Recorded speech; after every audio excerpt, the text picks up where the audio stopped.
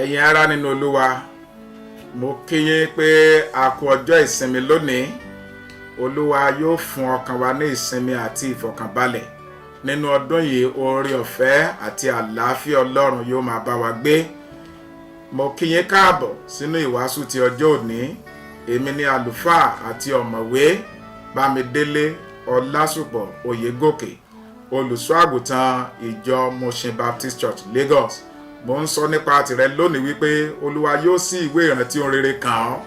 Nínú ọdún yìí ìwọ yóò yọ ayọ̀ ńlá. Ní orúkọ Jésù wàá lu àlùyọ, wàá ṣe àṣeyọrí ní ọ̀nà rẹ gbogbo. Bí ẹkún tilẹ̀ pẹ́ di alẹ́ kan, ayọ̀ ń bọ̀ lówùúrọ̀. Lórúkọ Jésù ayọ̀ rẹ yóò dé. Olúwa yóò fún ọ ní ìdí láti yọ ayọ̀ ńlá. Olúwa yóò dìde nítorí tirẹ̀, yóò sì gbé ọ níjà, yóò ṣẹ́gun fún ọ ní gbogbo ọ̀nà rẹ. Orin ayọ̀ yóò gbẹ ẹnu rẹ kan. Láti òní lọ, ire àti àánú yóò máa tọ̀ lẹ́yìn ní ọjọ́ ayé rẹ gbogbo, ní orúkọ ti Baba, ní ti Ọmọ àti ní ti Ẹ̀mí Mímọ́. Àmín. Bíbélì ọ̀rọ̀ Ọlọ́run tí a ó kà ó wà nínú ìwé Fílípì orí 4 ẹsẹ̀ 4. Lẹ́tà Paul sí àwọn ará Fílípì orí 4 ẹsẹ̀ 4. Ẹ máa yọ̀ nínú Olúwa nígbà gbogbo, mo sì tún wí ẹ máa yọ̀. Èyí ni ọ̀rọ̀ Olúwa. Kí Olúwa kó fi agbára fún ọ̀rọ̀ rẹ̀ fún ìgbàlà ọkàn wa. Àmín. Jẹ́ kí a tẹríba láti gbàdúrà. Ọlọ́run ayérayé, Ọlọ́run Ísírẹ́lì, Ọlọ́run adẹ́dà ṣẹ̀dá, Olúwa Ọlọ́run amógún, a fi yògo àti ọlá fún ọ. Torí pé kò sí ọba bí rẹ, ìwọ nìkan ni ọba àwọn ọba àti Olúwa àwọn olúwa. Fún oore ọ̀fẹ́ tí a rí gbà láti wà láàyè lónìí la ṣe ń dúpẹ́. Olúwa gba ọpẹ́ wa. Torí pé ó dá wa sí, Olúwa gba ìyìn wa. Torí pé ó ń pa wá mọ́, Olúwa gba ọpẹ́ wa. Ògo ni forúkọ rẹ Olúwa. Àkókò náà rí Olúwa láti tún gbóhùn rẹ. Olúwa wá bá wa sọ̀rọ̀. Bá wa sọ̀rọ̀ ní èdè tí ó yé wa. Bí a ti ń gbọ́ ọ̀rọ̀ rẹ yìí, fún wa ní etí gbọ́ àti àyà ìgbàṣe. Gbogbo etí tó ń gbọ́ ọ̀rọ̀ yìí lórúkọ Jésù, ẹ ó yè, ẹ ó sì di alábùkún fún. Bẹ́ẹ̀ ni yóò rí ní orúkọ Jésù Kristi Olúwa wa. Àmín. Ẹ máa yọ̀ nígbà gbogbo, mo sì tún wí ẹ máa yọ̀. Orí ọ̀rọ̀ tá à ń kíyèsí lónìí nìyẹn. Ẹ máa yọ̀ nígbà gbogbo, mo sì tún wí ẹ máa yọ̀. Lọ́dún tá a wà yìí, Ọlọ́run nínú agbára rẹ̀ ńlá yóò fún ọ ní ayọ̀. Ó sì ní ìdí láti ṣe àjọyọ̀, láti ṣe àríyá. Bí Olúwa ti ń bẹ tí ẹ̀mí rẹ̀ ń bẹ láàyè, lọ́dún yìí àwọn èèyàn ó bá ọ ṣe àríyá ọmọ tuntun. Wọ́n ó bọ́ ṣe àríyá ìgbéyàwó, wọ́n ó bọ́ ṣe àríyá ìsílé tuntun àti ìgbéga rẹ nínú ọdún tí a wà yìí. Ẹ máa yọ̀ nígbà gbogbo, mo sì tún wí ẹ máa yọ̀. Paul apọ́stélì òun ló kọ lẹ́tà yìí nígbà tí ó wà nínú ọgbà ẹ̀wọ̀n. Ohun tí ìwé Fílípì dálé lórí òun ni ọ̀rọ̀ ayọ̀. Ọ̀rọ̀ ayọ̀ kò ní tán nínú ayé rẹ̀. Àṣírí ayọ̀ tí a ń sọ nípa rẹ̀ òun ni ó fi ìdí múlẹ̀, ó fi ẹsẹ̀ rinlẹ̀ nípa níní ìbáṣepọ̀ pẹ̀lú Kristi, níní ìbáṣepọ̀ ìgbàlà pẹ̀lú Kristi. Àwọn ọmọlẹ́yìn Kristi a ní láti máa yọ̀ ní gbogbo ọ̀nà, ní gbogbo ìgbà, ní àyèkáàyè, nítorí pé a ò gbọdọ̀ jẹ́ kí àwọn àṣeyọrí wa, àwọn ìkùnà wa, àwọn ìmọ̀lára wa àti àwọn nǹkan tí kò dára tí ó ń ṣẹlẹ̀ ní agbègbè wa kó dí wa lọ́wọ́ láti máa yọ̀ ayọ̀ nínú Kristi. Ké hallelujah. Ìwàásù yìí yóò gbìyànjú láti dáhùn àwọn ìbéèrè mẹ́ta. Ìbéèrè àkọ́kọ́ ó ní pé kí tilẹ̀ ló túmọ̀ sí láti máa yọ̀ nínú Olúwa nígbà gbogbo?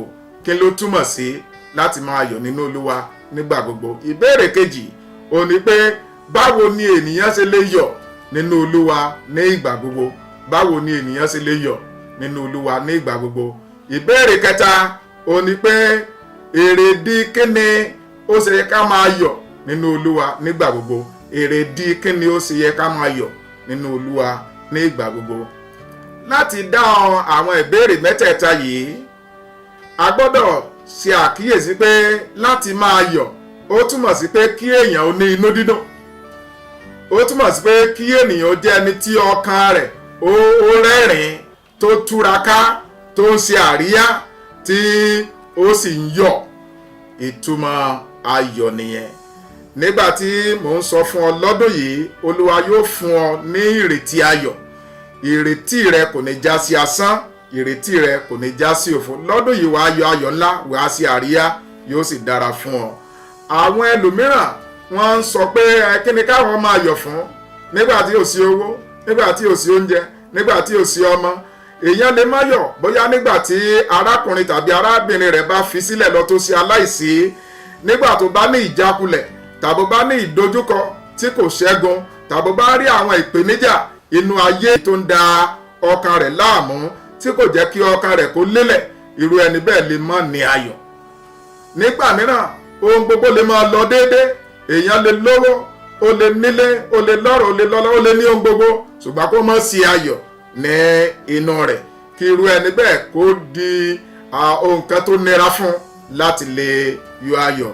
Ṣùgbọ́n mo ń gbàdúrà fún ẹnìkan lónìí tó wà lábẹ́ ohun yìí, gẹ́gẹ́ bó ti wà ní ìwé Àìsáyà orí 61 ẹsẹ̀ 3, wípé Olúwa yóò mú ohun tí ṣe ìbànújẹ́ kúrò nínú ayé rẹ, yóò sì fi òróró ayọ̀ àti inú dídùn kún ọ ní orúkọ Jésù. Ará olùfẹ́, gẹ́gẹ́ bí ọmọlẹ́yìn Kristi, a ní ayọ̀ ní ẹ̀kúnrẹ́rẹ́ nínú Kristi, a ní ìfọ̀kànbalẹ̀ nínú Kristi, a ní àlàáfíà nínú Kristi lábẹ́ ìṣàkóso bí ó ti wù kó rí, torí pé ayọ̀ tí a ń sọ nípa rẹ̀ ó wà ní ìbámu nípa mímọ̀ Jésù ní Olúwa àti olùgbàlà wa, láti mọ̀ àṣepé iṣẹ́ ìgbàlà wa, ìdáǹdè wa, ìtúsílẹ̀ wa lórí igi àgbélébùú ní Kávárì. Nígbà tí a sọ kíkẹ́ a máa yọ̀ nínú Olúwa ní ìgbà gbogbo, a ní láti fi eléyìí sínú ọkàn wa wípé ayọ̀ ó wá láti ọ̀dọ̀ Ọlọ́run. Ọlọ́run nìkan ló lè fún yàn láyọ̀. Èèyàn ò lè fún yàn láyọ̀ kó pẹ́. Tí èèyàn bá fún yàn láyọ̀ yóò ṣèrè gan.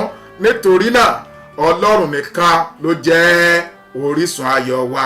Ó jẹ́ ẹni tó yani lẹ́nu wípé ẹnìkan tó wà nínú àhámọ́ tí ò lè jáde, ló ń kọ lẹ́tà sí ìjọ pé kí àwọn èèyàn kó máa yọ̀, pé mo sì tún wí ẹ máa yọ̀.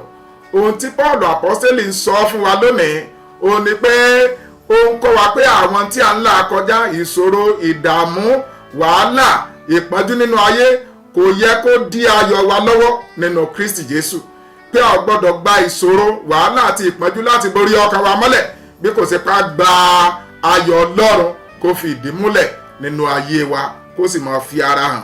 Ayọ̀ Ọlọ́run yóò jẹ́ ìpín rẹ lórúkọ Jésù. Ará olùfẹ́, a pè wá láti yọ̀ ni. Ó jẹ́ àṣẹ láti ọ̀dọ̀ Ọlọ́run ètí a gbọ́dọ̀ tẹ̀lé. A sọ fún wa pé ká gbàdúrà láìsinmi láìsàárẹ̀, pé nínú ohun gbogbo ká máa dúpẹ́, ká máa fi ẹ̀dùn ọkàn wa hàn sí Ọlọ́run, torí pé ayọ̀ Ọlọ́run ò ní agbára wa. A ní láti máa yọ̀ nínú Olúwa, nítorí pé Ọlọ́run ní ààbò àti ibi ìsádi wa, ó ní asà àti àpáta wa. Ké hallelujah. A ní láti máa yọ̀ nínú Olúwa níwọ̀n ìgbà tí a bá ní ìlóye nípa iṣẹ́ àṣepé iṣẹ́ tí Jésù Olúwa ti ṣe nípa tiwa lórí igi àgbélébùú, nípa wíwá sáyé rẹ̀, nípa ikú rẹ̀, nípa ìsìnkú rẹ̀, nípa àjíǹde rẹ̀, nípa ìgòkèrè ọ̀run rẹ̀, àti nípa pé ó wà lọ́wọ́ ọ̀tún Ọlọ́run Olódùmarè, ẹni tí ó sì pẹ́ fún wa títí di àkókò yìí, tí ó pinnu láti fún wa ní ayọ̀. Ará olùfẹ́, èrèdí kí ni a fi lè máa yọ̀? A lè máa yọ̀ nítorí pé a ti rà wá padà. A lè máa yọ̀ nítorí pé a ti sọ wá dọmọ. A lè yọ̀ nítorí pé a ti di àtúnbí nínú Kristi Jésù. A ti rà wá padà kúrò lọ́wọ́ ègún òfin. A ti gbà wá là kúrò ní ìbínú tó ń bọ̀ sórí àwọn ọmọ aláìgbọràn. Eléyìí ó pè fún ayọ̀ lọ́pọ̀lọpọ̀, pé a ní láti fi ayọ̀ wa hàn níwájú Olúwa. A ní láti máa yọ̀ torí a kọ sílẹ̀ nínú ìwé Jòhánù orí 1 ẹsẹ̀ 12 pé iye àwọn tó bá gbà á gbọ́ la fi agbára fún láti di ọmọ Ọlọ́run. Kí a máa yọ̀ nítorí pé a ti fi agbára fún wa láti di ọmọ Ọlọ́run, a ti gba agbára ìsọdọmọ. Ògo ni fún orúkọ Olúwa. Kí a máa yọ̀ nítorí pé a kọ orúkọ wa sínú ìwé ìyè. ìwé Lúùkù orí 10 ẹsẹ̀ 20 ní ká máa yọ̀ nítorí pé a ti kọ orúkọ wa sínú ìwé ìyè. A ò gbọ́dọ̀ jẹ́ kí ohun ayé, ọrọ̀ ayé, àwọn òǹkà ayé tó ń dá kó gba ayọ̀ Ọlọ́run kò nínú ayé wa. A ní láti máa yọ̀ ní ìbámu pẹ̀lú ọ̀rọ̀ Ọlọ́run tó wà ní ìwé ìrere ti Mátíù orí 21 ẹsẹ̀ 22 wípé ohunkóhun tí a bá béèrè nígbà tí a bá ń gbàdúrà ká gbàgbọ́ pé a ti rí gbà. A ní láti máa yọ̀ nítorí pé àdúrà wa gbà. Ọlọ́run sì ń gbọ́ àdúrà síbẹ̀, yóò sì gbọ́ àdúrà rẹ̀. Àmín. A ní láti máa yọ̀ nínú Olúwa ẹ̀yin ará, nítorí pé ìṣòro, wàhálà, ìdààmú tó dé bá ayé lónìí fún ìgbà díẹ̀ ni, kò ṣeé fi ṣe àkàwé ògo èyí tí ó fi ara hàn nígbà tí a bá wà pẹ̀lú Jésù Kristi ní ìkẹyìn ọjọ́ ayé wa. Ìwé Kọ́ríńtì kejì orí 4 ẹsẹ̀ 17. A ní láti máa yọ̀ nígbà tí a bá wà ní ìdààmú, ìṣòro àti wàhálà, nítorí pé ọ̀rọ̀ Ọlọ́run wípé ohun gbogbo ló ṣiṣẹ́ pọ̀ fún ire fún àwọn tó fi Ọlọ́run àti fún àwọn tí a ti pè gẹ́gẹ́ bí ìpinnu rẹ̀. Ìwé Róòmù orí 9 ẹsẹ̀ 22. Róòmù orí 9 ẹsẹ̀ 22. Ohun gbogbo tí Ọlọ́run dá yóò ṣe rere fún ọ. Èyí tá a lè fojú rí, èyí tá a lè fojú rí bóyá nínú ara tàbí nínú ẹ̀mí, lórúkọ Jésù yóò ṣe rere fún ayé rẹ lọ́dún yìí. Má jẹ́ kí ẹnikẹ́ni kó gba ayọ̀ rẹ lọ́dún yìí o. Ìwé Jákọ́bù orí 1 ẹsẹ̀ 2 ó ní ká gbogbo rẹ̀ sí ayọ̀ bí a bá tilẹ̀ ń la ìṣòro tàbí ìpọ́njú kọjá. Máa yọ̀ nítorí pé ayọ̀ Ọlọ́run ò ní agbára rẹ. Ayọ̀ ìgbàlà ò ní ayọ̀ Ọlọ́run ò sì ní agbára rẹ. Máa yọ̀ nínú Olúwa nínú àkókò tàbí àsìkò tó bá bá ara rẹ. Ìwé Àìsáyà orí 64 ẹsẹ̀ 1 ó ní máa kọrin ìwọ àgàn tí kò rí bí, ó ní fò fún ayọ̀ kó o sì máa kọrin. Èyí ni wípé lọ́dún tí a wà yìí nínú rẹ̀ yìí, lórúkọ Jésù, Olúwa yóò sọ ẹ̀gàn rẹ di ògo. Olúwa yóò sọ ìbànújẹ́ rẹ yóò sọ di ayọ̀. Olúwa yóò sọ ìtìjú rẹ yóò sọ di ijó fún ọ. Yóò sọ yẹ̀yẹ́ rẹ yóò sọ di ayẹyẹ. Yóò sì sọ ìrora rẹ yóò sọ di èrè fún ọ nínú ọdún tí a wà yìí. Torí pé Olúwa yóò ṣe ohun tuntun nínú ayé rẹ. Torí pé Olúwa yóò mú ọ lu àlùyọ. Torí pé ìgbà titun, ìgbà ọ̀tun yóò dé bá ọ lórí ilẹ̀ alààyè. Ìwọ yóò sì yọ ayọ̀ ńlá. Wàá yọ ayọ̀ ìsílé, wàá yọ ayọ̀ ìgbéyàwó, wàá yọ ayọ̀ àṣeyọrí ẹ̀kọ́, wàá yọ ayọ̀ ìgbéga lẹ́nu iṣẹ́ rẹ. Bí Olúwa ti ń bẹ tí ẹ̀mí rẹ̀ ń bẹ láàyè, ọdún yìí ọdún ayọ̀ rẹ ni. Má ṣe gbàgbé ìwé Róòmù orí 12 ẹsẹ̀ 15 ó ní kí a bá àwọn tó bá ń yọ̀ kí a bá wọn yọ̀. Àwọn èèyàn yóò bá ìwọ náà yọ̀ lọ́dún yìí ní orúkọ Jésù. Máa yọ̀ nítorí pé ó dára fún ìlera rẹ. Ayọ̀ Ọlọ́run tí a sọ nípa rẹ̀, tí o bá gbà á láàyè láti wá sínú ayé rẹ, ó dára fún ìlera rẹ. Máa yọ̀ nítorí pé ó dára fún ìlera ara rẹ.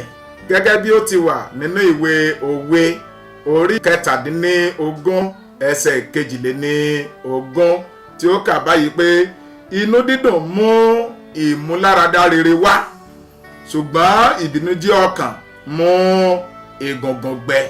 Inú dídùn mú ìmúláradá rere wá, ṣùgbọ́n ìbànújẹ́ ọkàn mú egungun gbẹ. Nígbà tí o bá ń yọ̀, tí o ń fi ayọ̀ rẹ hàn, tí o ń jó, tó ń kọrin, tó ń yin Olúwa nínú ọdún yìí, yóò jẹ́ ìmúláradá àti àlàáfíà fún ọ. Ará olùfẹ́, máa yọ̀ nínú àánú Ọlọ́run tí o rí gbà. Má ṣe sọkún mọ́, ayọ̀ rẹ ti dé, yóò dára fún ọ. Bẹ́ẹ̀ ni yóò rí ní orúkọ Jésù Olúwa wa. Àmín. Gbé ìgbésẹ̀ kan lónìí láti gba Jésù Olúwa gẹ́gẹ́ bí Olúwa àti olùgbàlà rẹ. Pè sínú ọkàn rẹ, mọ ara rẹ ní ẹlẹ́ṣẹ̀, jẹ́wọ́ ẹ̀ṣẹ̀ rẹ kó o sì yí padà ní tòótọ́ sí Ọlọ́run. Nígbà tó bá ṣe léyìí, Olúwa yóò tẹ́wọ́ gbà ọ́. Torí pé òní ni ọjọ́ ìgbàlà rẹ, òní ni ọjọ́ ìdáǹdè rẹ, òní ni ọjọ́ ìtúsílẹ̀ rẹ. Yóò dára fún ọ ní orúkọ Jésù Olúwa wa. Àmín. Tẹ́rí ọkàn rẹ bá, jẹ́ ká gbàdúrà. Ọlọ́run ayérayé, a gbé ọ̀gá fún ọ̀rọ̀ rẹ tó rán sí wa. Olúwa gba ọpẹ́ wa. Mò ń gbàdúrà fún àwọn àyànfẹ́ wọ̀nyí lónìí lórúkọ Olúwa. Ẹ ó yọ ayọ̀ ńlá lọ́dún yìí ní gbogbo ọ̀nà yín. Ayọ̀ Ọlọ́run yóò jẹ́ agbára yín. Olúwa yóò fún ọ ní ìdí láti yọ ayọ̀ ńlá. Wàá yọ ayọ̀ ìkórè, wàá yọ ayọ̀ ọmọ titun, wàá yọ ayọ̀ ìsílé titun, wàá yọ ayọ̀ ìgbéga lẹ́nu ẹ̀kọ́, wàá yọ ayọ̀ ìgbéga lẹ́nu iṣẹ́ rẹ. Ní gbogbo ọ̀nà rẹ ayọ̀ Ọlọ́run yóò yọ káàkiri, yóò sì dára fún ọ. Máa lọ ní àlàáfíà ní orúkọ Jésù Kristi Olúwa wa. Àmín.